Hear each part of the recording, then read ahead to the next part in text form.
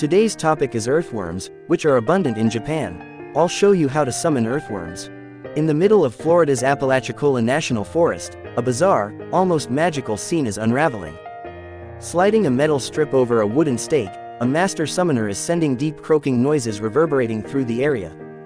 And, as if in a trance, hundreds of earthworms begin emerging from the soil.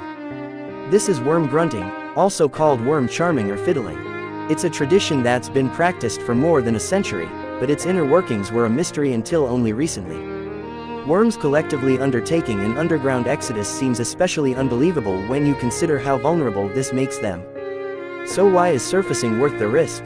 Over the years, people have proposed a number of imaginative hypotheses. One was that worms were somehow charmed by the noise, like the rats from the medieval Pied Piper legend. Okay, sounds fun, but how would the worms actually become bewitched? Another hypothesis was that worm grunting tickled their bodies, so they emerged to end the aggravation. Whimsical, but worm grunting vibrates the ground's surface. If worms were evading the vibrations, wouldn't they burrow deeper instead? Perhaps the most popular hypothesis was that worm grunting mimicked falling rain and the worms fled to avoid drowning. In 2008, biologist Kenneth Catania tested this hypothesis, setting up 3 arenas filled with soil and 300 individuals of the large species of earthworm found in the Florida Panhandle. After an hour of rain, water had pooled at the surface, but only 2 earthworms emerged.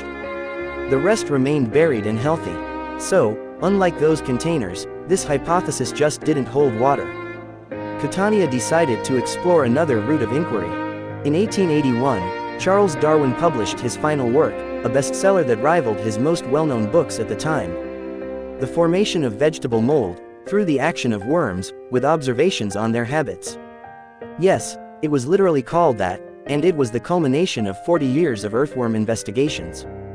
Within it, Darwin noted that worms sometimes left their burrows when the ground trembled and mentioned an interesting hypothesis. Maybe they flee because they believe they're being pursued by moles. Catania got to work testing this hypothesis himself. He found that eastern moles had astounding tracking abilities, could eat their weight in worms every day, and were abundant in the Florida Panhandle. When Catania released a single mole into worm and soil-filled arenas, about 30% of the worms crawled to the surface in the first hour, a markedly different result from the control and rain trials. And when he recorded the vibrations produced by worm grunters and moles digging, their frequencies overlapped substantially. This was it. Over hundreds of thousands of years, these earthworms evolved a behavior that helped them escape a top predator. Above ground, they were immune to the moles, which usually stayed subterranean. But then humans came along. And, funnily enough, we aren't even the only ones that take advantage of this behavior. Herring gulls and wood turtles also sometimes drum their feet on the earth to summon worms. So then why does this behavior persist?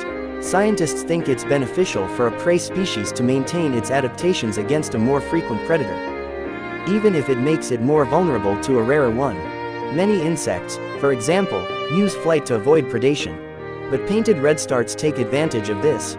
They boldly flash their colorful tail and wing feathers to elicit this response, then catch the insects as they try to fly away.